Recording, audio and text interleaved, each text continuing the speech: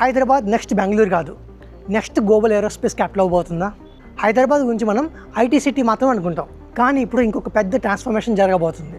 ఏరోమార్ట్ Hyderabad 2026 25+ countries నుండి 400+ aerospace కంపెనీస్ని, 1200+ delegates మరియు 10,000 B2B మీటింగ్స్ని plan చేశారు. ఇది ఎగ్జిబిషన్ మాత్రమే కాదు, business deals, manufacturing partnerships, investments, supply chain collaboration కోసం గ్లోబల్ ప్లాట్ఫామ్.